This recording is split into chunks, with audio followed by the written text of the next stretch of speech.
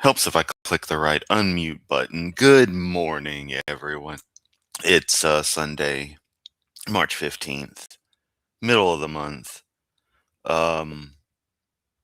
Yeah, it's time to do the stuff we do Sunday mornings around here. What we do every morning when I get bored. Look at some creationist nonsense and laugh. First off, I'm some jerk on the internet. Welcome to Yamato Live. Today we're going to continue looking at John Pendleton's craziness. Of course, he's passed on. Sad about that. He was certainly more likable than some of the other creationists out there. And of course, Logic is most famous, the one who really covered most of his stuff. But we're coming at it as we see fit. Let me swap what's image I'm sharing. Share this tab instead, and give me a moment. I'm forgetting how Restream works. It's too early in the morning for me. No, I don't want to share another thing. Old man moment. This is going great. There we go. There we go. There's the toggle. Let me cram this up some. I hadn't been up too long. I woke up and decided, let's do this. So, yeah, we're here with another video from John Morris Pendleton. In this case, this is the Prehistoric Ape Men Are Frauds video. So, yeah, I don't think I have anything else to say. I've upped John's volume level, so things should be good. Let's get right into it.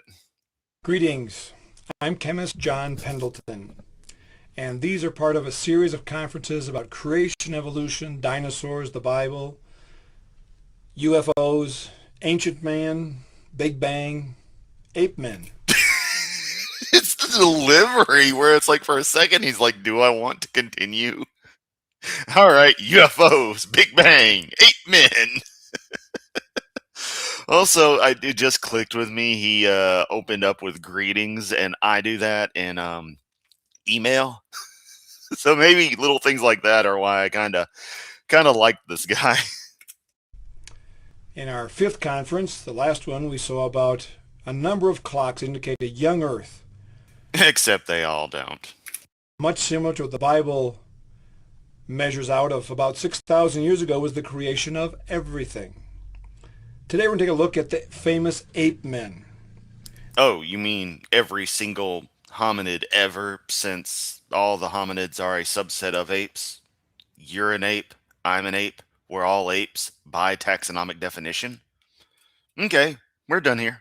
Now, in Mexico, we had a program a number of years ago that recently that I think would go good with this first tree. Nothing personal.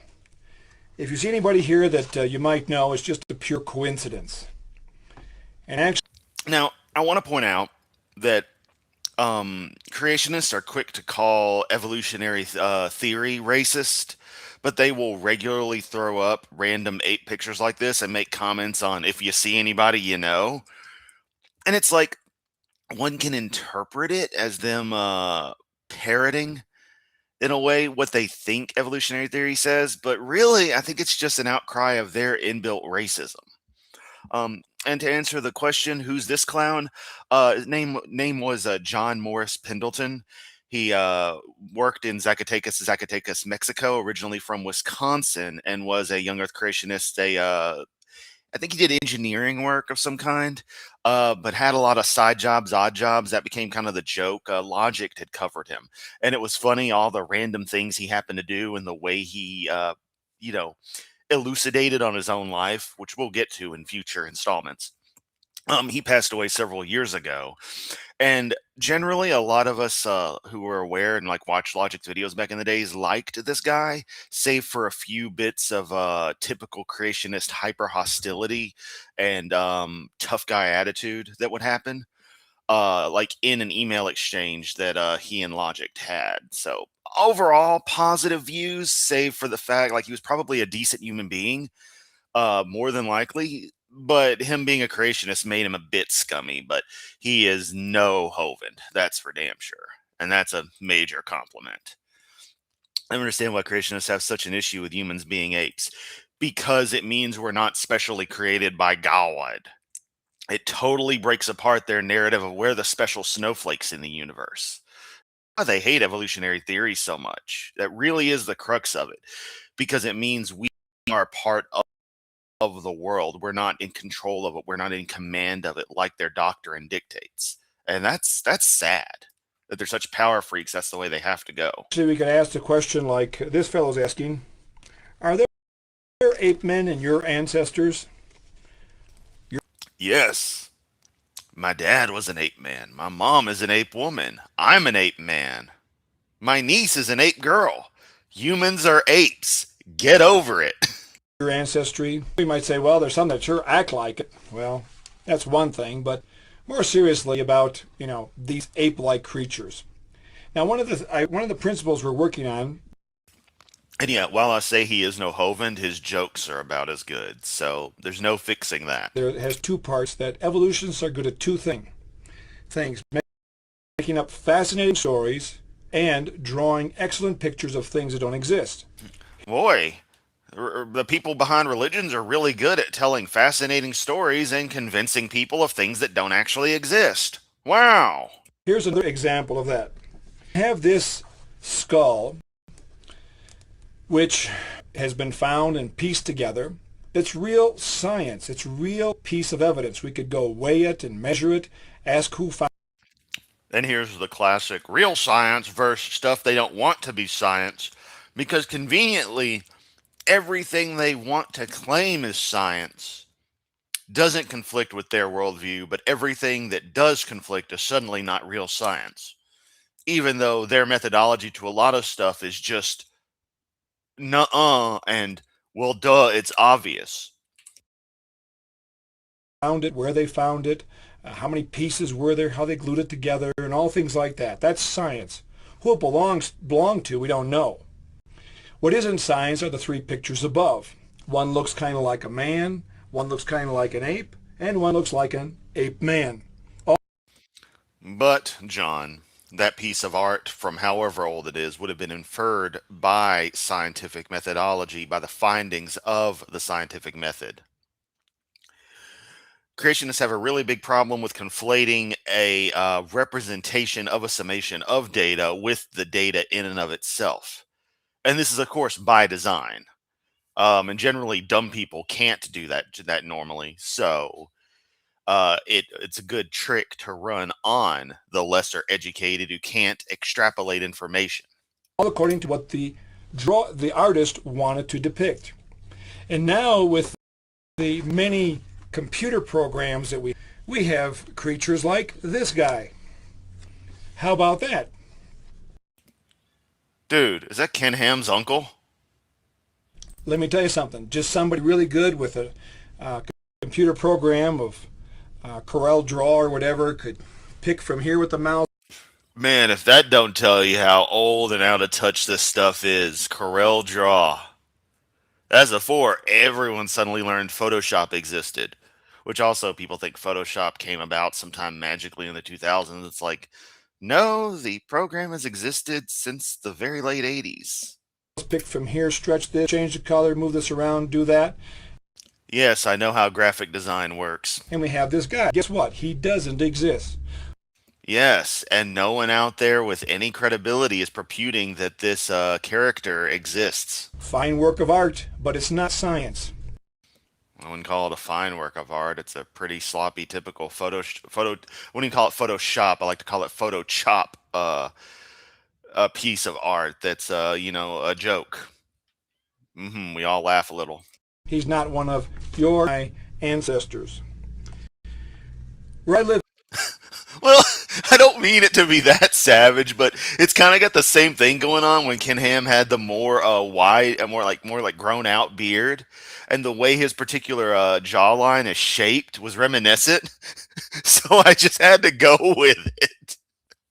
I hope no one watching this takes that as some kind of racism thing, especially since Ken Ham would be definitely defined as white in the same way I would be.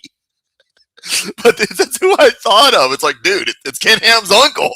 He's been out tanning for a while or something. I don't know. But it's like the comparisons you see of Ken Ham with like a chimp or something, and just the nature of things. Structures are a little similar, and with that beard he had going on for a while, man. Whew. in Mexico.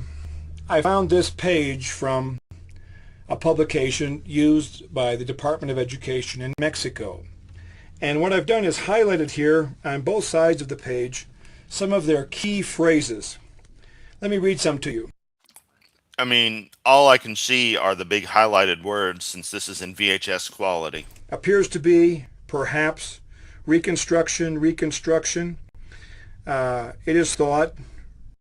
Wow, way to exploit words being used honestly to try to make it seem like the whole thing is purely fraudulent. Notice all the other text that you left out that usually will explain the context of needing to do reconstructions, because a lot of bones don't exactly survive all just pristine out there in the far off plains of the Sahara and the like. Um, what else? What else? You're gonna criticize honest language, which I guess totally makes sense. Um, for the fact that you constantly lie, which is hilarious that creationists have to lie so much when that is one of those 10 commandments that y'all selectively wish everyone would follow, yet don't follow yourselves. Reconstruct, it's supposed. The other side says, Yep, it's being honest. And the reason for these suppositions, these presumptions, these reconstructions being done the way they are is based on metaphorical mountains of prior data, prior evidence. approximately, reconstruction. We do not have very precise dates. Yeah, but we have dates in general. We think You have no dates. The most people, the creationists can do for dating anything is like the is the rough time frame within a few years of all the Jeebus stories, and then you have to extrapolate from obviously made up lifespans and birth peer and ages of progenitors to their offspring, working backwards to just come up with the planet 6,000 years old. Just cuz that's what this says. Oh, and don't forget a little shift in there from records of like the Byzantines or something. I'm not sure. We calculate. Now, let me ask you, does that sound like science? Nothing of the sort. Bat boy for president. That's all I'm saying. Yeah. Tilts his head back, opens his mouth real wide. It could be Bat boy. And also, I want you to look at these three fellows that are here. Now, I don't have any prejudices. I've already told you I believe that every person is made in the image and likeness of God. Every one of us Then why is God an evolved ape? Explain that. are descendants. We're part of a big comes from Adam and Eve. We're all related. Doesn't matter what our skin. So Adam and Eve are African because guess what? Humans come from Africa. We're all African originally. It's just how more recent our ancestry goes back to the motherland. And I love that. I fucking love that fact too. That's probably one of my favorite bits of anthropological conclusionary data is that yeah, humans all originate from Africa.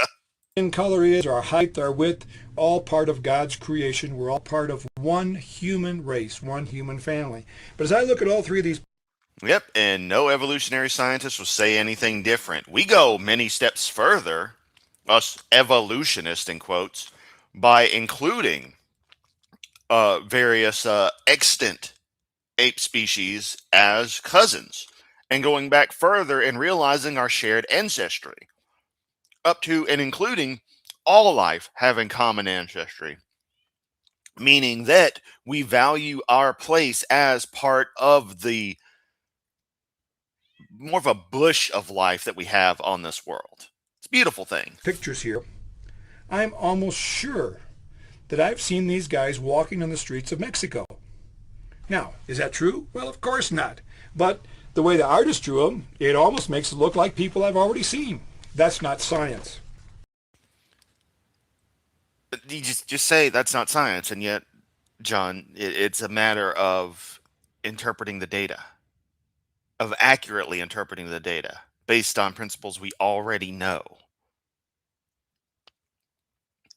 The reconstructions are going to be, at their time, as accurate as they can be based on how we understand bone structure works, facial structure is going to work, the properties we find in the remains.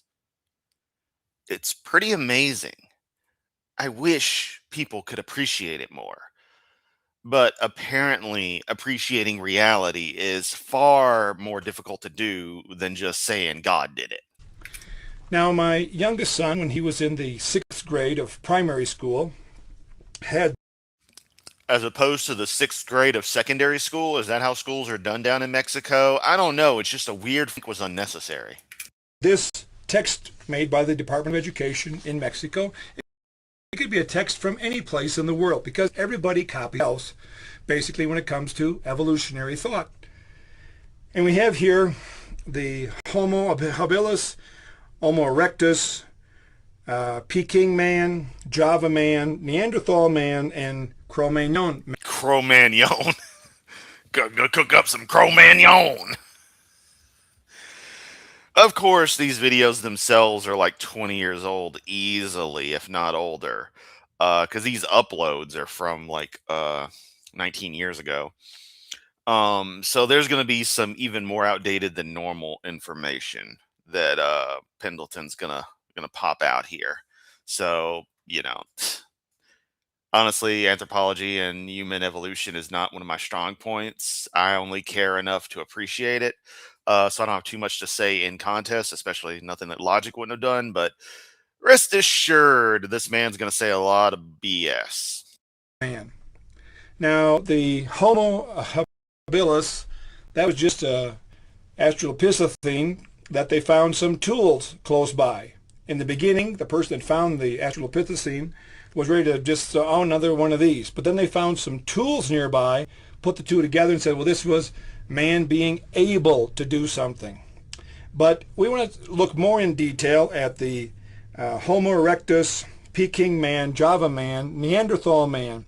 Now, Cro-Magnon man, he is so much like modern man that if we would just give him a good bath, shave him, put him in a suit and tie, give him a briefcase, put him in any uh, business center, nobody would know the difference. He looked Except, no, that's not how that works. There would be a lot of visual similarity, is my understanding, but there were still fundamental differences. A lot of human evolution has to do with jaw structure and brain case. Those are key factors. that much like modern man.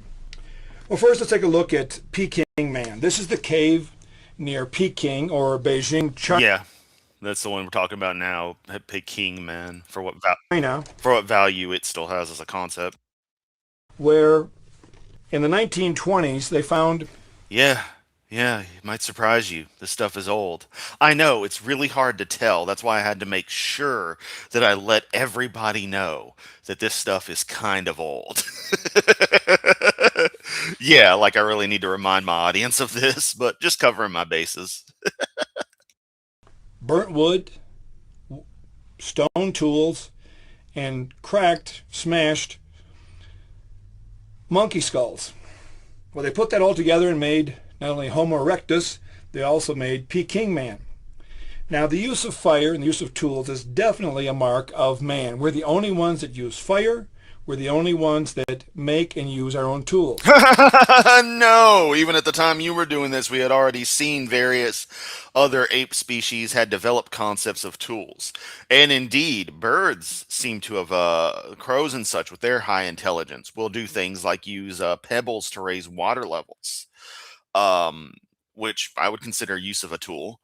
Um, Lots of animals are pretty damn smart, and oftentimes, in a lot of ways that we think of as human specific and are only limited by the nature of their morphology. Dolphins are incredibly smart, but you can't really do much when your evolutionary heritage involves gotta swim. You kind of lose hands. These opposable thumbs, man, they make life a lot easier, let me tell you. Now, these cracked monkey skulls is only what was left over from supper. This might sound strange to you. Where I live in Mexico, we have these delicious brain tacos that you put some hot sauce on there, a little bit of shredded cabbage and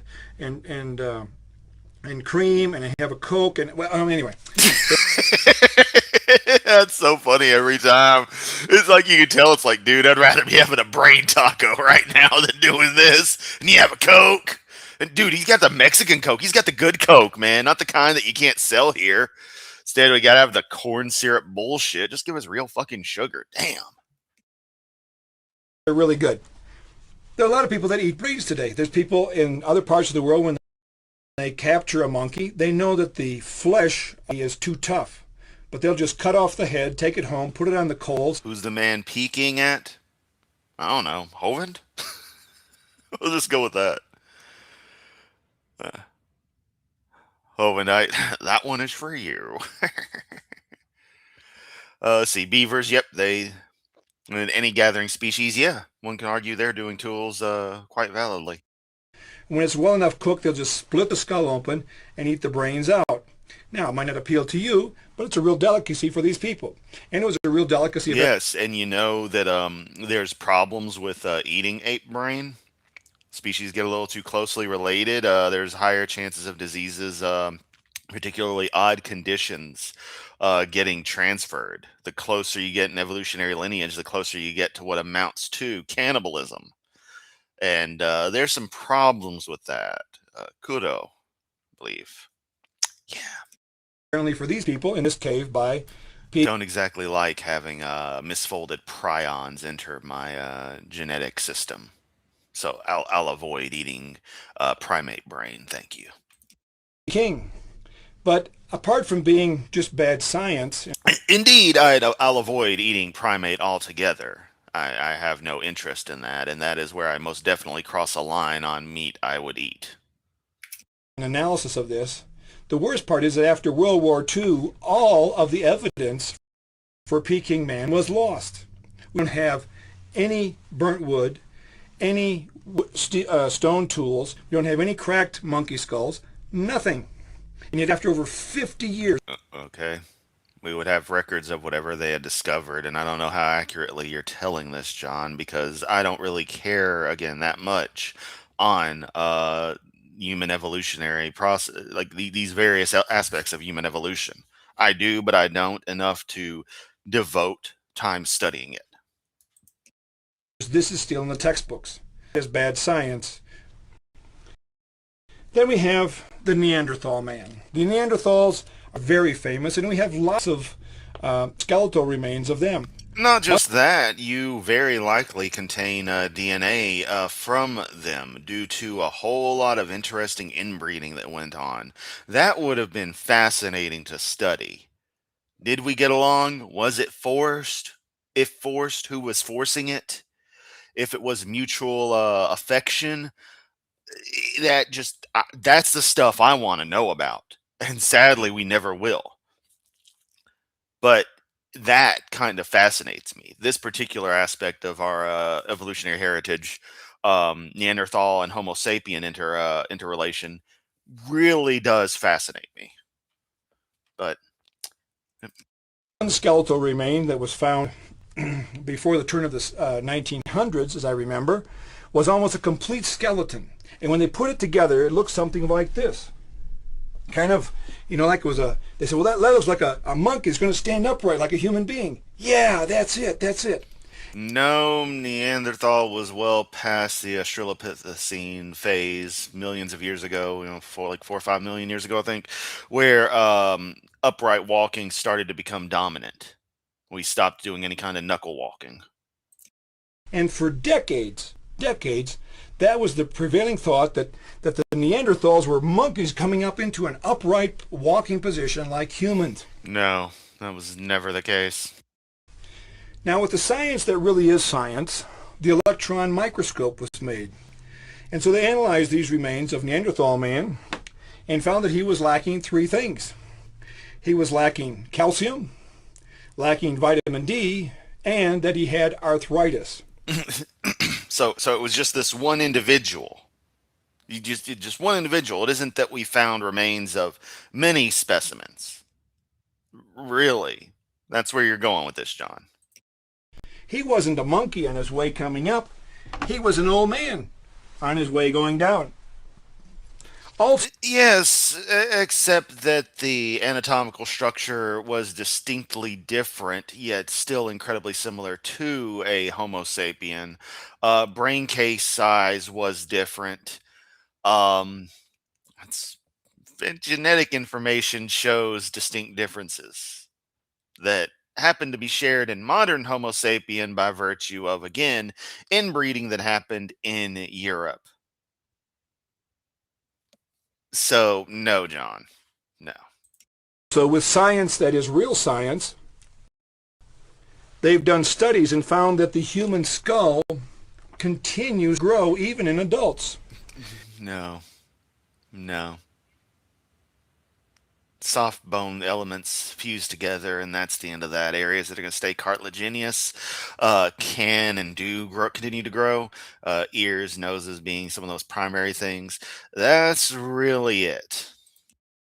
Here in this top picture, we have the skull of a woman from ages 38 to 83, and you can see the lines of growth of her skull size at 34 and then her skull size at 83.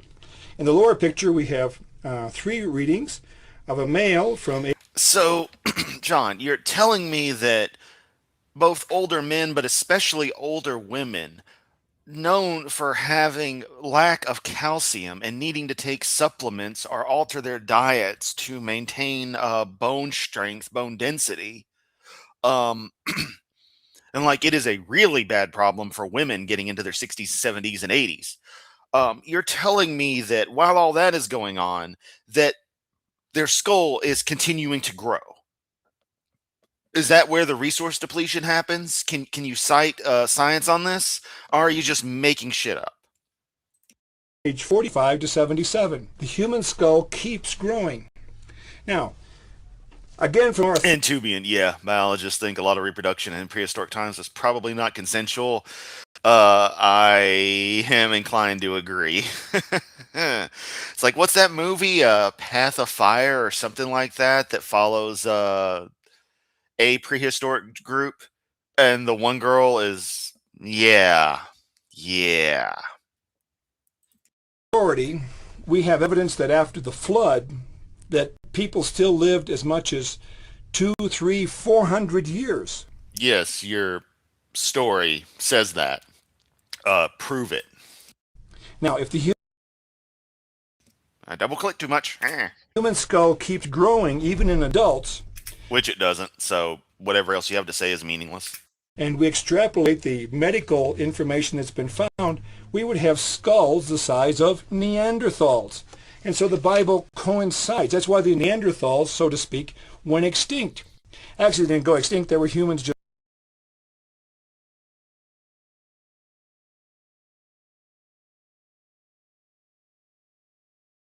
God damn it, I was muted.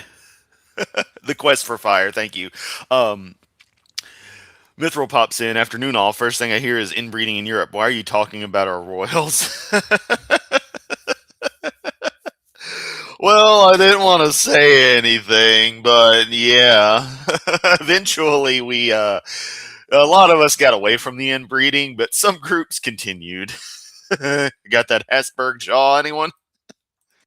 like us, but they lived longer, and so their skulls especially, and their bodies got certain forms from their advanced age and growth. But they weren't in a transition to man, they actually were men themselves. Another famous So the 1,000-year-old men got really old, really rickety. Their brain case size changed.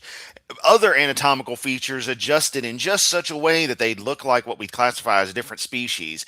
And yet, here's the real kicker to it, y'all. You're gonna love this. So, all these old men that were biblically 1,000 years old, some of them became children again, because something creationists seem to forget is that we have remains of Neanderthal children. How does that make sense? I say I don't know a lot about these subjects, but then again, I do like Neanderthal. That's where my interest kind of focuses. Again, due to their connection to modern Homo sapien. I guess I probably do have genetics of theirs in me, so feeling a close relation would make sense. Um, wow, that's actually the non-Homo sapien species I would be absolutely closest connected to. Huh, that's wild. More so than chimp. Huh. Anyway, um, sorry, just had a little mind blow moment. Um, Point is, yeah, we have the children, and they never want to bring this up. And I say that acting like I don't care about this stuff, and yet I still was able to pull that fact up in the moment. So I guess I care a little more than I thought, more so than these guys do. ape man is Java man. In 1891, the Yes, Java Man, always hanging out at the local Starbucks. Triple shot espressos for everybody. an explorer by the name of Dubois, a Hollander, went to an island of the Pacific called Java. In that island, he was digging and he found a skull cap, definitely from some kind of Hesburgh Chin has been known to be used as a battering ram in impromptu siege conditions.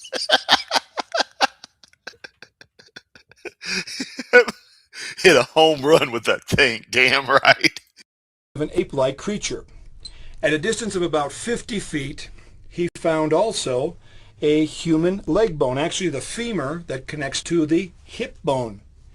And he put those two together. The femur is connected to the hip bone's connected to the whole end. The head bone and the leg bone, and he made Java Man. He traveled the world for 28 years giving talks on this conferences on what he had found. 2 years before he died, He admitted where he found the You know, y'all are bringing up the various odd intermarriages, international marriages happening, and even to this day in Europe, royalty. And I just find it funny when you look back at World War One and realize every single nation was like a cousin or something fighting each other, and it's like, what the hell is this? What insanity is this? Whew. human leg bone, he also found two human skulls. But it was far more convenient. Human leg bone, ape-like skull, Java man. And it's still in the books today. Now, that's not only bad science. There it goes doing that again. I don't think that's the case of how any of that went. And if it was, okay, I'm pretty sure if that fraud is known, like, there's a thing. Every time y'all bring up some kind of fraud in science, you know who discovers the fraud? Like, realizes this is false? The scientists. It's never some random creationist just going, nuh-uh, and everyone's like, oh my God, he's right. It almost borders on basically being a fraud, but it's in the books. Next, maybe you haven't heard about Nebraska Man. In 1922, in the state of Nebraska, United States, Oh no, I was thinking the state of Nebraska, Papua New Guinea, or maybe Nebraska, Thailand. digging and they found a tooth. Now, when they looked at that tooth, they said, well, that looked like it's from an ape. Turn that tooth. Looks like it's from a man. Ape, man, ape, man. We found the ape man. God, that is so fucking stupid. Come on, John. No one ever would have behaved like that. Just no one. That that little tactic thrown in to make things seem like absolute childishness. That the people doing the science would react that way to something, and that'd be the way they come to a conclusion is absurd. Also, Nebraska Man's always famous for it being a pig tooth, and it was very quickly, it was never taken seriously, but creationists love to latch onto it as if it was some big deal when it wasn't outside of stupid popular media of the time, like local newspapers and shit, who are about as scientifically reliable as a goddamned I don't know, something that's not very reliable. Damn lampshade, I don't know. Gotta finish my analogies. But yeah. It's ridiculous. Like, no one took it seriously, and it was laughed out as soon as it was presented to any higher science. And with this abundance amount of information, one tooth, Nebraska Man was Yeah, 1919 Christmas dinner was the most awkward one ever. You know what I love? 1914 Christmas, that weird ceasefire that happened along a lot of the front lines. I love that. Never happened again. World War One was a fucking mess. Ugh. So crazy. So frightening that it actually happened. Then we had it even worse in World War II, but it was a different kind of worse. That's the scary thing. It wasn't a repeat of the First War. Could you imagine a repeat of World War One today? Oof. Speaking of Euro royals, Danish King Christian the 10th or 8th, known as grandfather of Europe. Yeah, the way the ancestry works out. What about Duffman? Duffman can't breathe. Oh no!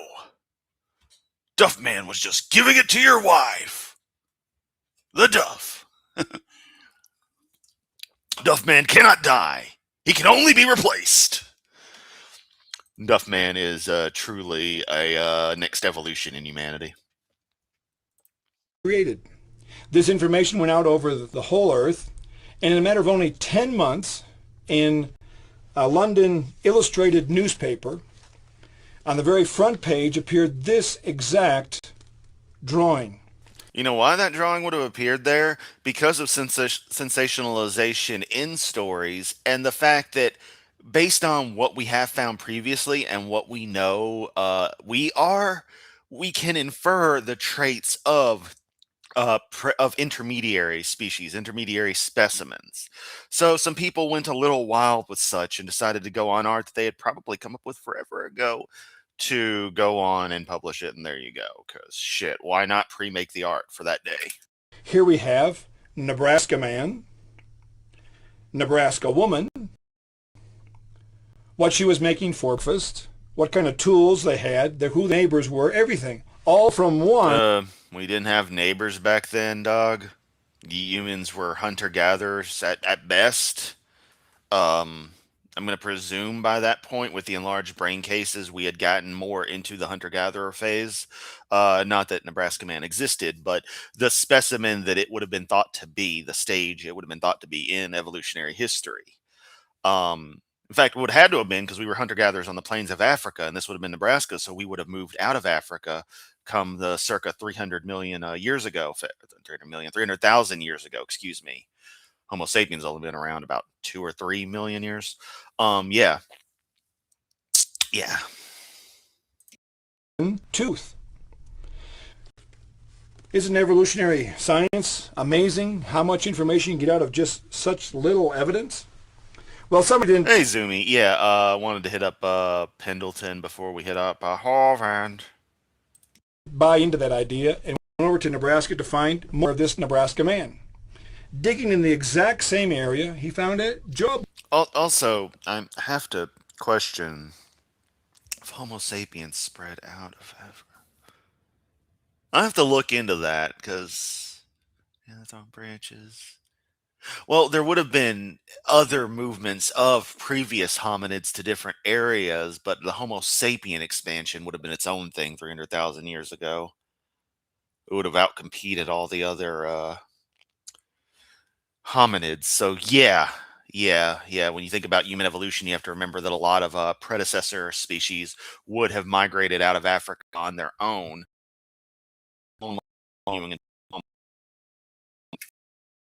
They But it was missing a tooth, fit in perfectly. Who did the jawbone belong to? An ape? No. They were told by Donkey's senior officers if the Christmas armistice was repeated, anyone taking part would be shot as collaborators. Yeah. Yeah, they did not like that. And the Christmas armistice didn't happen everywhere. Along many lines, fighting continued. World War One was fucking nightmarish. We were following migratory patterns by that time. Yeah, definitely. And Chuck Norris is a right-wing fuck job, though. A man? Neither. It belonged to an extinct pig. And you know, that's the first time. So you're acknowledging that species go extinct, that we have kinds that no longer exist. I know creationists do that now, but it's still very telling, the idea that, oh, new species, you can't get new species, but species can go extinct. So that means everything can go extinct. Good job there, buddy. Time in history that a Nice of your God to allow everything to die out, which, I guess the God doesn't care. God's a, genocidal maniac. pig has made a monkey out of an evolutionist. Well, again, with science that is real science, Okay, besides that, so you're taking the essence of Chuck Norris rather than the reality of Chuck Norris. Chuck Norris! Bruce Lee not only could but did kick Chuck's ass. True. So Bruce Lee outranks Chuck Norris.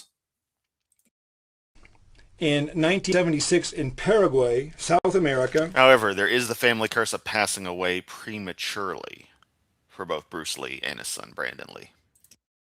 they found that this pig, the peccary, is still alive. He has not become extinct. Now, not to Okay, and I think this is gonna be one of those funny awkward moments here. I think I remember this from the Logic videos. lay aside lightly the female sector, we have the beautiful Lucy. Lucy being just one specimen of Australopithecine.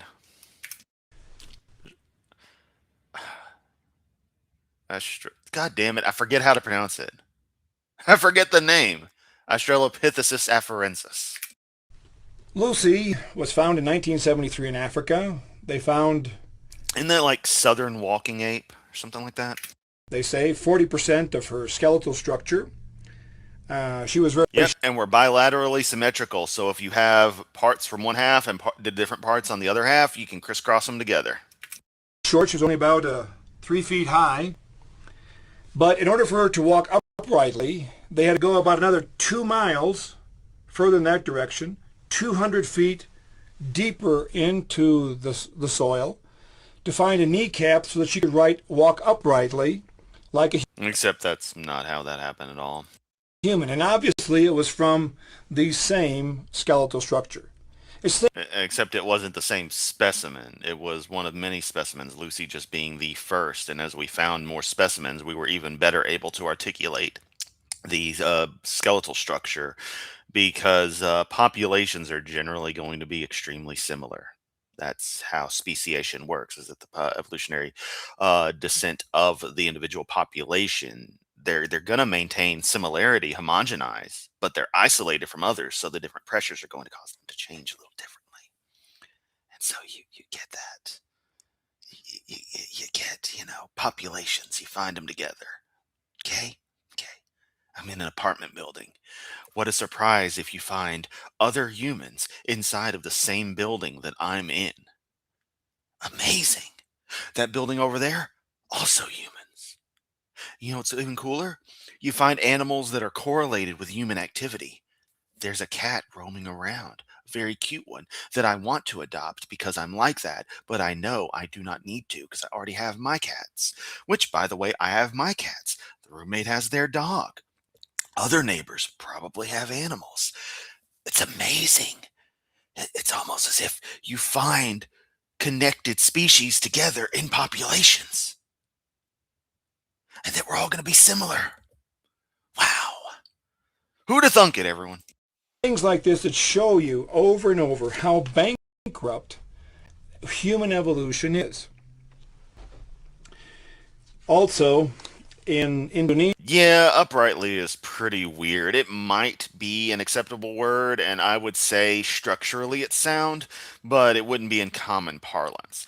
But to me, it feels like it's like well, there were some ads for some sausage around here, and they'd use the phrase rightly seasoned, and it's like, God, I hated that fucking phrase. Correctly seasoned, properly seasoned. It is well seasoned to taste. And what is seasoning anyway? Like, some words are just weird to me. I know they're archaic, they're holdovers, but man, it just bothers me. Creationists are like that too. They use a lot of weird, arcane language or say things in ways that are no longer typical, like their obsession over evidences instead of just saying evidence. in the part near in Sumatra by Kerinci, there are reports from the natives that they have actually seen ape-like creatures about 3 feet tall that walk uprightly And like you know what those natives also talk about? Deities that aren't your Christian God and stories that contradict your Christian God. But you don't buy those, but you sure as hell buy them saying that there were Australopithecus, fucking Sasquatches roaming around. humans. Maybe these are the last living Australopithecines, of which we have many fossils, but they're a species in themselves. No way in transition to becoming humans. That's not how that works. I forget whether we are or not considered direct descendants of Australopiths, but they are representative of a evolutionary step that would result in stuff we would consider truly human. They were not humans yet, but they were very close. And yes, rightly seasoned. Welcome to the American South. One of the most painful things for human evolution has been Piltdown Man. No, John, pronounce the country right. Yeah. In Ah, yes, another fraud that was found out by scientists and called out by scientists. 1912, in a rock quarry next to Piltdown, England, Dr. Charles Watson found the skull cap of a human. Nearby was jawbone from an ape-like creature. John, we're talking about England, a place that is known to not have much in the way of apes. So it'd be interesting to find, well, aside from humans, so it would be very interesting to find a much more distinctly primitive, shall we say, jaw structure with remains of such. However, of course, these were put there for malice. These were intentionally planted to be deceptive. But you can see how people would latch onto this because native ape populations kind of sort of don't exist in England. But it had teeth formed like human beings. What did they say? It's obvious human evolution. And Well, there is no other presumption that would immediately make sense that wouldn't have been tested for.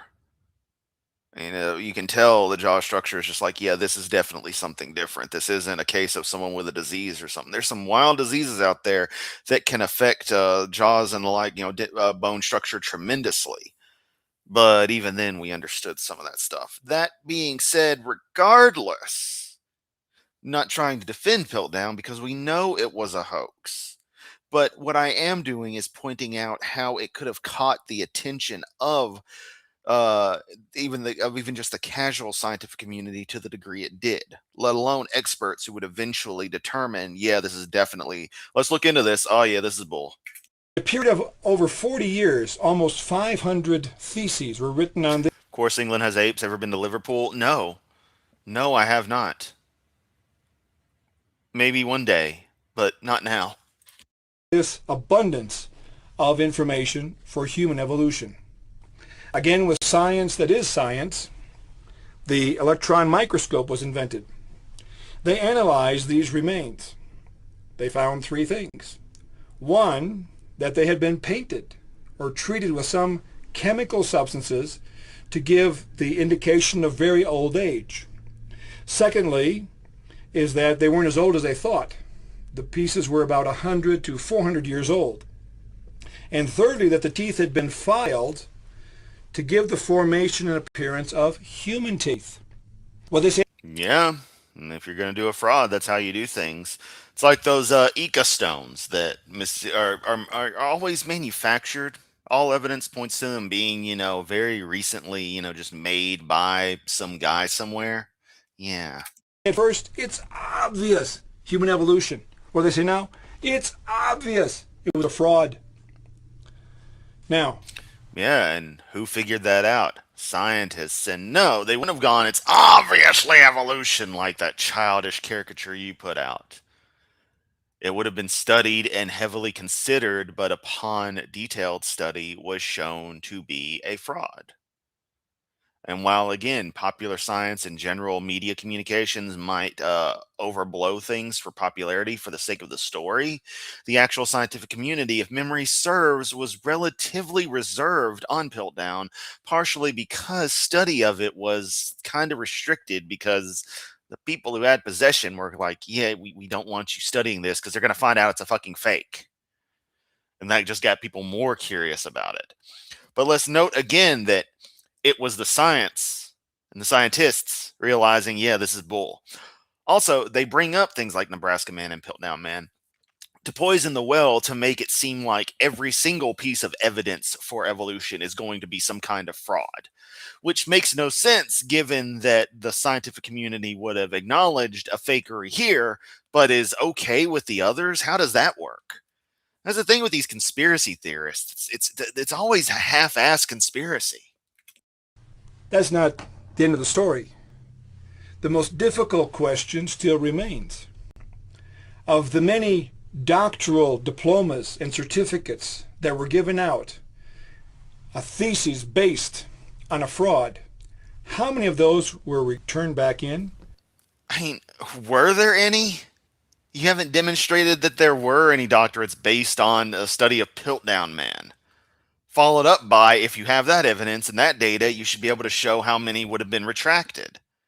Which, let me tell you, the scientific community, something they love to do is retract somebody's status. The whole thing about science is proving other scientists wrong. That's actually what everyone tries to do. The problem is the people who do science are really good. So when you go to try to prove someone else wrong, most of the time you just come up with the exact same results showing that they were right. But like, do you realize though, like seriously with science, that's what it all is everything is tested and studied and and researched and otherwise the process applied in an attempt to prove the previous findings wrong. But let's see. Of course, a joke. Joke is Liverpool is entirely populated by chavs, which I think in US English would be hoodlums. Yeah, I know what a chav is. I know what a chav is. So, also funny, which I think in oh U.S. English. Okay, yeah. How many of those were recollected? Not a one, not a single one. And in that, See, claim a conspiracy. That's all it boils down to every time. those that believe in human evolution show that what their belief is nothing but a religious belief. It is not science. Complete non sequitur. Nothing you said is any indication of it being considered a religious belief. Again, as I have to explain to all you creationists, nothing about evolutionary concepts is at all religious. It is antithetical to religious constructs, as all of science is. You don't know what religion is, but honestly, it's all a matter of just being intentionally doing a false equivalence. That's all y'all want to do, always. But you're the ones with the religion. It's like, no, but even if we were, are you saying that's bad? You say your religion's right. So even if this was a religion, it would still be correct, but it's not. So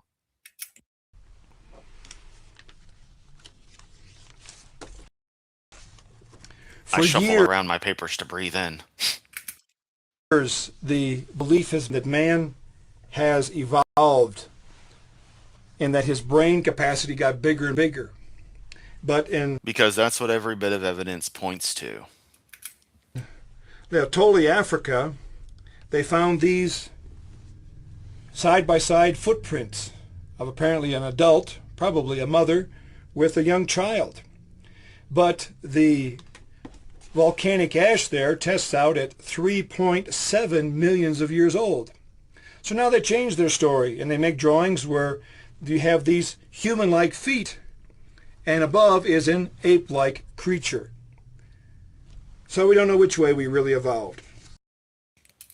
Again, No, we understand our evolutionary history pretty well. What all the evidence points to. We're getting surprises every now and then, and those are very interesting. But generally, the process is pretty well understood. The time frames are well understood. So yeah, sorry, you're wrong. they're trying to make up a story, but really we are part of God's creation. Now, whenever you Prove it. see an article in a magazine or in a newspaper especially, You should understand that that's a magazine or a newspaper and is thus, in some way, shape, or form, a popularist publication intended to attract readers in general and not a place for true dissemination of actual data in a scientific method. Newspapers should be more reliable for factual information than a general purpose magazine, which seems to be more for just general information plus personal critique of things. Um, but it's not a scientific paper. Y'all really don't seem to understand that all the actual science happens in the papers, and what you're getting in magazines and newsprint media and web articles and stuff is a very watered down, multi-filtered interpretation of the data, usually written by somebody who's three stages away from the person who processed the actual fucking paper and digested it down into something to eventually go into the publication. that has something to talk about the evolution from apes. Prepare yourself for some very interesting reading and even some good laughs. I bought this magazine just a couple years ago. It says How Apes Became Human. Now, I'm also an auto mechanic, an automotive Ah, technician. there we go. Chemist, auto mechanic John Morris Pendleton. Pleasure to meet you. And when I buy a manual that says how alternators work, how carburetors work, how brakes work, and things of this nature, how a starter is repaired, I expect it to tell me in detail how these things work, how to repair them, how to make them function. Yes, John, because those are dedicated repair manuals. They're not popular publications.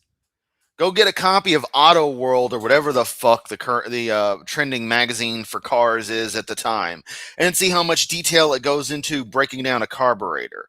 Also, why is it that in an era that already had mostly fuel injector based vehicles, people like Pendleton, people like Hovind still bring up carburetors? Carburetors were going out of style when I was born. Now I get that, you know, the better cars are going to have carburetors in the long run. You can actually repair that shit. Fuel injectors, what the fuck? So people who are more mechanically inclined and more in tune with the machine will prefer something that's a more primitive construction, more analog, one could say. Still, they always bring up these obsolete concepts.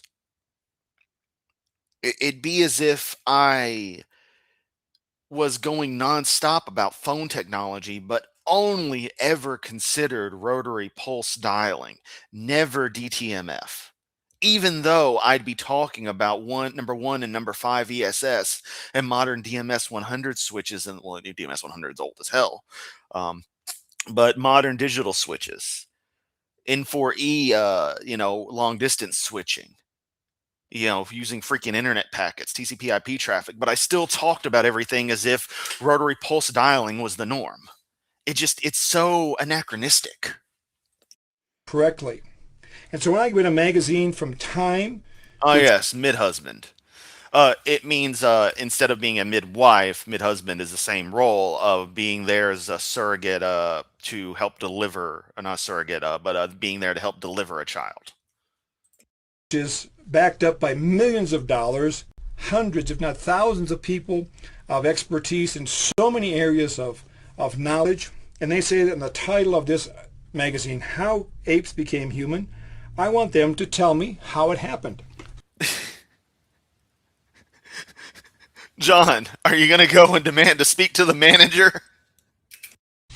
The inside cover, since this is its main feature story, talks about dawn of man, the discovery of No, it's a piece titled The Dawn of Man. Creationists don't understand what titles are. a handful of bones. Did you get that? A handful of bones in Ethiopia brings scientists tantalizing close to the time. What is that, a Nirvana concert? Is that Sonic the Hedgehog up there? So there's Sonic the Hedgehog. There's, I don't know, is that Kurt Cobain getting ready to smash up a guitar again? Is that the guitar getting smashed? I mean, that's what I see here. I don't know, man.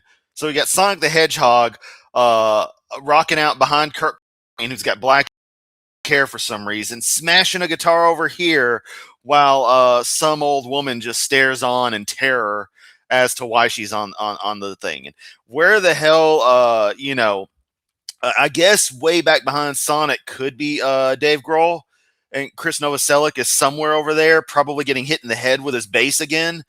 Which I should note that on my bed right now is a bass similar to the one he actually got knocked out with. The fuckers are heavy. It's an Epiphone Thunderbird, the Goth one that's like $500 in the used market. I had to rebuild it like with wood glue and shit. So I am proud of that fucking bass. Anyway, yeah, that's all I see, man. 6 million years ago, when our most ancient ancestors took their first upright And no, obviously, me looking at it, I can see the person there, the person there. That's a table or something or bone work, But it's just I just had to be funny with it. steps. Wow, isn't that fantastic? A handful of bones. Now, as I Wow, isn't that fantastic? A bunch of lines on paper. Throws Bible in trash. read through this article, and as you read through your article, you'll find things like this. We're not sure how. Mithril with a banger. Christians don't understand what titles are. Truth. Kent still thinks he's a doctor. Oh. Oh. Great wordplay. Great follow up to my. Oh my God. That made my morning right there. You win. There are different opinions. And there's that damn underlining they love to do. What the fuck is with old people and underlining shit? It's not entirely clear. We believe perhaps it is Okay, let's read that. Being humans. After all birds have wings, but not all creatures with wings are birds. It's already clear that Eastern Africa was bubbling with evolutionary experiments 6 million years ago. Maybe two-legged walking evolved independently several branches of the primate family, says Wood.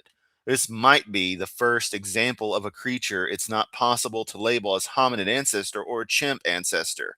Wow, it's funny that they'll show the entire context if you pause and read, but they just want to look for key words that are simply them being honest because we don't know for certainty, but it's understandable that this is a likely presumption, a likely assumption. Um, because these are experts at these processes. They understand how this stuff goes and they understand basics of A, B, C, D order of things. It's like, come on. It is generally believed things of this nature. That's not science. They're guessing. They're feeling around. No, they're not guessing. What they're doing is science. This is also watered down information being orated from people involved in this, them giving an explanation for a popular science crowd.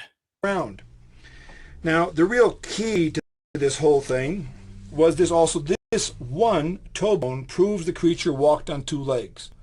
One bone. Now, if you pay attention to these articles, as I say it, they always shoot themselves in the foot. They always give it away that they really don't know what they're talking about. Hey, pot, meet kettle. Because as the article went on, they said that this one toe bone was found 10 miles away from the.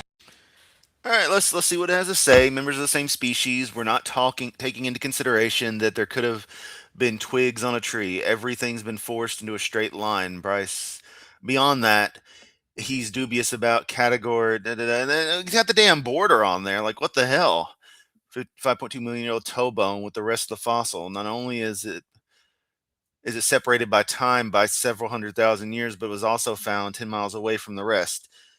If Auroran turns out to be a hominid, then the same skepticism will apply to any claim about its pivotal position. Look at that. It's right below where he highlighted stuff. They explain their own skepticism and stuff. This is incredible.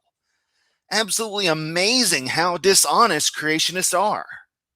Handful of bones to prove the creature was. But obviously it was from the same creature.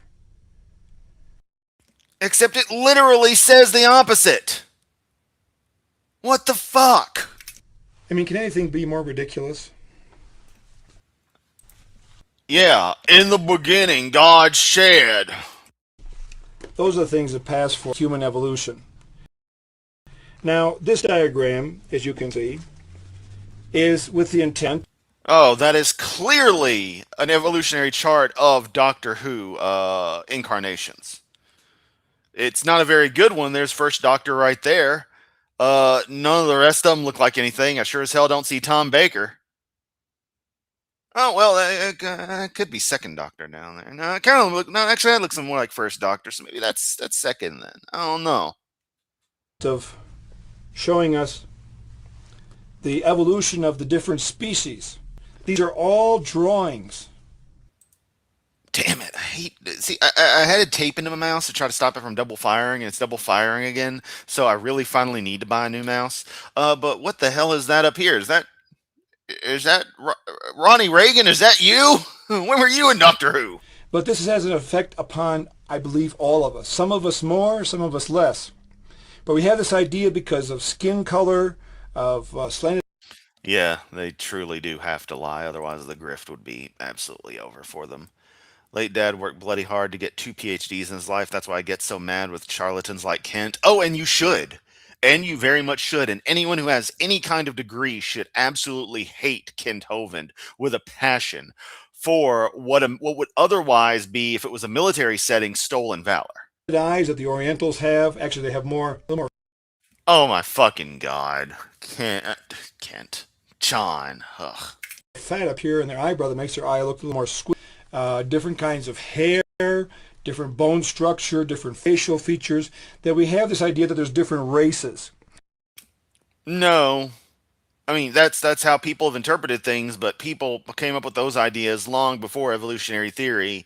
Evolutionary theory explains the nuances of those differences, but goes on to reaffirm that for all factors, we are all identical. We're all Homo sapien, and we're just different by the nature of the climates we're in. That's it. From what our particular ancestors had lived here in a given area for however long, and and certain traits had been selected for to help survive in that climate. Nothing of the sort. It's just all part of the one species, the one race, the human race. Now, this picture on the right is of two Australian citizens. The white man is obviously from British descent, as the British colonizers colonized Australia. Coloner. Hey guys, got to be one of them coloners. Fun fact: they found two missing episodes of William Hartnell era Doctor Who. Nice. I had heard something about some Doctor Who being discovered recently, but I didn't look too into it. Recall that my ex was big on Doctor Who. That's actually what caused us to get together at the anime convention that I met her at, and yeah, it's that nerdy. Um, and yeah, that kind of left me a bit burned. And once you hit, granted, I like Peter Capaldi, but once you hit Peter Capaldi era Doctor Who and onward, I stopped caring. And when you add in the breakup with her, it built a bad association. So yeah, but that's cool. Finding more Hartnell era because I can totally watch some Hartnell era. The black man is obviously from Aboriginal descent. And the two of them were very good buddies during World War II. They were in the Australian Army during the Second World War. Mark adds in, oh, for sure, Kent's diploma mill PhD pisses me off. Even my bachelor's degree required a load of headaches to get compared to what Hovind did, which amounted to signing a check. Exactly. Well, if you make a little calculation, But obviously you know, Kent worked hard for his degree. If working hard consists of a poorly typewritten, hello, my name is Kent Hovind dissertation that's basically just a shitty Bible lesson. with the passing of time, they're both going to get older. And as it happened that the Oh, Dalek Master Plan Parts 1 and 3 were found. Sweet! Fucking love Daleks! black man's kidneys began to fail, he needed a kidney donation. Now, you don't have to be a scientist to realize that to receive an organ donation cannot be from just anybody. There's a number of requirements that have to be met so that the donation of the organ will be accepted by the body of the recipient. Well, as amazing as it is, and as I said, we're all of the same race, the white man donated one of his kidneys to the black man. Yes, just as evolutionary theory would say should be perfectly reasonable. And as we have the saying, it fit like a glove. It was a perfect match. And so now the white man's kidney is in the black man's body, and he's functioning perfectly. I can't help but notice that you're constantly referring to them as white man and black man, yet creationists simultaneously want to stress that there aren't any races or anything, even though they use elements of the Noah's Ark story to explain different ethnic divergencies that we obviously see in the world. But you really want to stress the white man, black man thing. Well. And that's a real blow to this racism idea. Of the many quotes that we could give in closing, I like this one from Dr. Lyle Watson. He says, the fossil... You know, Zumi, the cool thing with Doctor Who and the Dalek Cyberman stuff is that there can be multiple origins with the Cybermen. I'm only aware of the two. The original Hartnell era origins was actually the Cybermen were what caused the first regeneration to happen. Um, then there's the ones that are just like the Cybus Corporation transmogrified people or whatever. So the Nuhu era Cybermen, which is funny that in the Christmas episode for the 12th Doctor where he regenerates, you see the old Cybermen being used. That was pretty cool. Old style. But then with the Daleks, there's like 3 or 4 different origins, but part of it is the nature of how Doctor Who is a time traveling series, and we follow it from the Doctor's perspective. So the original Khalid War and Thrall War, or Thrall, however it is, war, that brought about the Daleks as we knew them in the beginning, got changed by some other stuff. And then I think there's like a cyclical paradox, like a grandfather paradox, where the Doctor causes the Daleks. I'm not sure. There's the whole Davros thing and multiple variations of that. I don't know. But it works because it's a time travel story. Think Chrono Trigger. You know, you love Chrono Trigger as much as I do, so probably I can honestly probably more, and I love Chrono Trigger a lot. So you totally get how a lot of that stuff is weirdly tied together, and how it kind of grandfather paradoxes itself in. I mean, the only thing that is a catalyst to the story that's consistent is Lavos arriving on the world. Which is also interesting that there's a small fragment of the game where you play and Lavos is not on the world yet. And then after that, at any moment, Lavos exists on planet, even if you go back to that time. That decorate our family tree are so scarce that there are still more scientists than specimens. The remarkable fact is that Mithril, that is pretty cool. all the physical evidence that we have for human evolution can still be placed with room to spare inside a single coffin. Actually, the evidence we have for human evolution proves nothing. And actually, the real evidence is enough to only go inside of one coffin. No Ronald Reagan was the sixth doctor. Dalek, exterminate that wall. evidence whatsoever. Now, I'd like to kind of finish this section out with an application. Yeah, that's actually the joke I was going for too. Reagan was a working actor during the early seasons of Doctor Who, around the early 60s, yeah, so he could technically have been the doctor.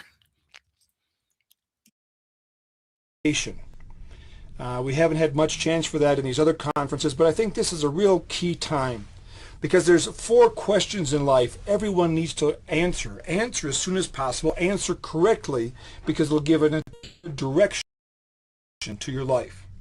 And that I'm Chris Yamato, some jerk on the internet. where did I come from? Um, Methodist downtown, January of '85. Why am I here? Because back in some point in 1984, 2 people had sex. Where will I go after I die? Don't know that yet. I'm opting for cremation after organs that may be usable for somebody are given to people so that they can continue to live. And then I would love to basically be shot into interstellar space, but that requires money that I don't have. But I think that would be cool. Let's take 2 belief systems. Let's take evolution and creation. Evolution isn't a belief system, it's an observed aspect of reality. According to evolution, who am I? I am about 210 pounds of water and chemical substance. Where did I As if water isn't a chemical substance. And this absurdist reduction that's always done with creation, this really just pisses me off because it's pulling this classic idea of like, oh, atheists don't find any value in anything, you evolutionists don't value life, and it's like, no, just because we know from a practical actual standpoint what the hell we actually are does not mean we cannot generate purpose for ourselves. In fact, we obviously have to. There's no other way that our psychology can go except to generate a sense of self. And the fact that we're even bothering to pay attention to you shows an aspect of that sense of self, having made a conscious decision to indulge in the inanity you have to from? spew. I came from an explosion that happened about 20 billion years ago. No, I already answered that. Why am I here? I mean, I notice my answers are all more like what the theist would have, except they're practical. They're specific to me. I don't have the faintest idea. Where will I go after I die? To become part of the other water and chemicals that make up this earth. And that aspect is actually pretty fucking beautiful. There's a film in '94 called The Lion King, had a song about the circle of life. Yeah, it was about animals basically eating each other. Like really, it is. But that's kind of how this stuff goes, and being turned into poop. We're all recycled elements.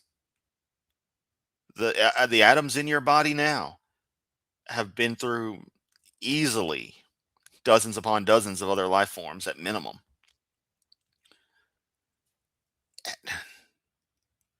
I really get into a state of just amazement when I think about the actual history that individual particles in our body would have if we could know about it, and how two atoms right next to each other could have come from completely different stars originally. One carbon atom formed in one star, another carbon atom formed in another star 5 billion years before that one. It's crazy. The water you're drinking right now could have been dinosaur piss 100 million years ago. You don't know, but it could well have been. It's amazing. What lousy answers. Yes, let's see the amazing answers you come up with, Captain Moron. What lousy motivation to even exist, to keep on living, to keep on trying. Also, I love how they do this. The creationists will want to be like, oh, evolutionary ideas, being an atheist, that's just a miserable way to live. And it's like, why are we so happy then? Why am I so happy? How am I happy, Kent? How am I happy, John? How am I happy, Matt? Answer that. I seem to be happier than you. That's another thing I don't get when people give me crap on my Hoven videos, is that I seem to be having a good old time. Even if I get pissed off, I seem to start laughing the moment I have an opportunity. Kent just is bitter all the time. So, I mean, what? Who's the one with a kind of inner peace? To get better. Let's go to the side of creation. According to creation, who am I? I'm an important person, made. Sadly, no, you're not, John. Nobody's special. If everybody's special, nobody's special. That doesn't mean people don't have elements of them that are special, but we're all equal. We should all be equal.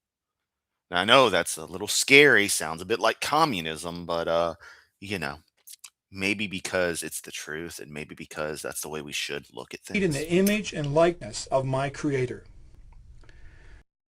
Yeah, you probably do look like your mom and dad. Where did I come from? I came from a loving, intelligent creation. Why am I here? To know, love, serve, and obey, trust my Creator and Savior, Jesus Christ. Yeah, see, that you talk about us being pathetic when your entire life revolves around mythical Sky Daddy and sucking them off. Just amazing. Like, this is it? This is the only thing you exist for? Then, okay, sit in your room and don't do shit else ever. Okay? I'll be serving your deity. And let's not get started on the fact that if life is a temporary thing, and the key thing about their theology is passing on and going to Magic Skyland, why they don't speed up the process. Where will I go after I die? Because Jesus Christ lives in my life. I'm going to be with him forever. Wow, sounds exciting. By the way, Dade Murphy posted a nice little post on YouTube saying that, Jesus can't be God and the Messiah at the same time. Pick a lane, Christians. That stands out because it's a good point. It's like, can't be both at the same time. That's silly. Wow, what a big difference Wow, what a bunch of made up bullshit. your origin makes. From just a big explosion, no real purpose to life, or from an intelligent creation, from an intelligent, loving creator that can be. My purpose in life is what I choose to make it. That's infinitely more valuable than being a slave to a tyrannical eternal despot. Okay? Especially a tyrannical eternal despot that doesn't even exist. Known and have fellowship with and relationship with. You know, when I was studying at the university, Look out, he studied at the university. Registered trademark of University Corp. my major was chemistry. I had a scholarship for 4 years at the university. Who taught you, James Tor? And my whole goal was to get a degree in chemistry. And yeah, essentially the creationist and the heavy theologian argument, the purpose in life is to just be Jesus' slave. It writes I itself. just loved the science, loved learning about these things. And yet I have to admit, too, that I get involved in drinking, theft, foul language, wrong use of sex, Oh no, the foul language. And, oh dear, wrong use of sex. Oh bother. and just plain selfish, proud person. Funny, I don't seem to be doing anything like that. You'll notice my background report is surprisingly clean. I have nothing on my record. The worst things on my record, like my entire everything that's pulled up that capitalism cares about, is the fact that I had debts that have since been paid off. And that was some circumstantial shit. Now, every Sunday I would go to church. I would never miss a Sunday for church. Ah, yes, just in time for wrong use of sex. Oh, there is no wrong use of sex. There's wrong time for sex. There's wrong initiation of sex, but there is no wrong use for sex. Have all the sex you want, however you want, within the bounds of consenting adults. Okay, okay. I always believed in the religious belief that I was brought up with. But still, How convenient.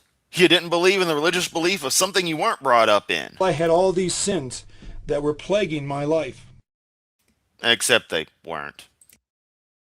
My sophomore They weren't sins anyway. They were things that were probably plaguing you, yeah, but they aren't sins because sin doesn't exist. life continued as I already mentioned, but something happened on a special Monday, and then we had some religious speakers come into my fraternity. Now, when I heard that, I said to myself, I'm not going to that. The president of our house said, if anybody doesn't go to this meeting, you'll have a house fine. I said, okay, I'll go to that meeting. Yeah, highly doubt that But I happened. very much believed in my religion, even though my religion could not change me. But these fellows about my age, I was 19 years old, told about how their lives used to be, how they came to know Jesus Christ, and how Jesus Christ had changed their lives. Well, this was really unusual to me because I believed in God, I believed in Jesus Christ, but my life was going from bad to worse. The last man gave a talk from the Bible, and I didn't really follow anything that he said until the end when he quoted this verse from John 1:12 that says, but to as many receive him, Jesus Christ, to them he gives the power to become the children of God, even to those that believe on his name. Well, I reasoned this way. You'll have to forgive me if this sounds bad, but I thought Still want to know how you believe on something. That doesn't make sense. I'm going to do an experiment with Jesus Christ. I'm going to see if he can change my life because I cannot change it. And so I prayed a prayer something like this. I said, God, I have sinned against you. Jesus, come into my heart. Please, Daddy, don't punish me, woo. Forgive my sins. Take control of my life.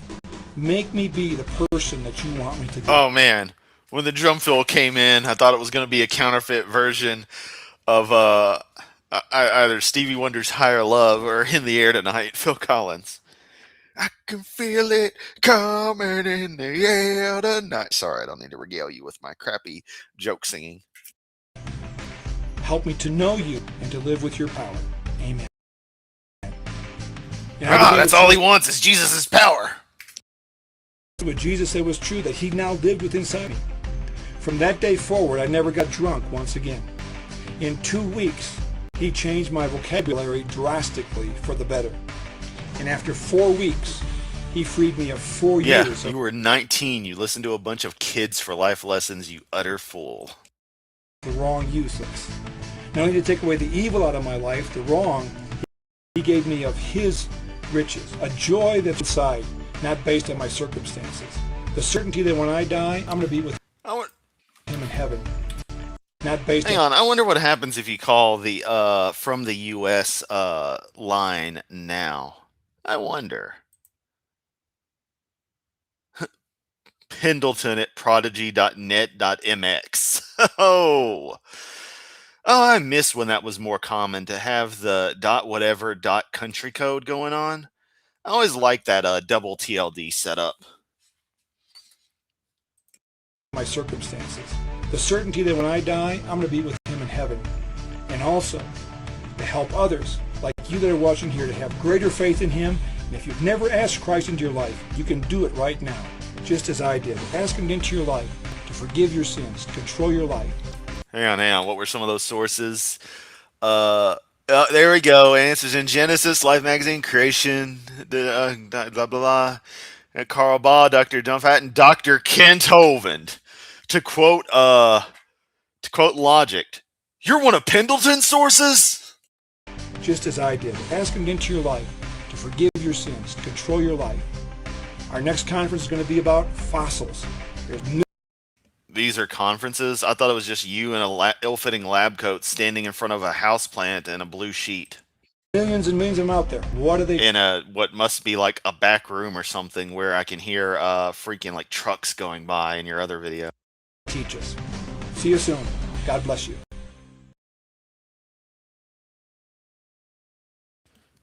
All right, that was enough of that. Uh, yeah, National Pornographic, exactly. So, a little bit later, I'm going to adapt the email that I sent back to Joseph. I posted it in Discord, but my reply email to Joseph was sent yesterday. I'm going to post that on my website, zadar.com. That should be interesting. For at least for everyone to check out.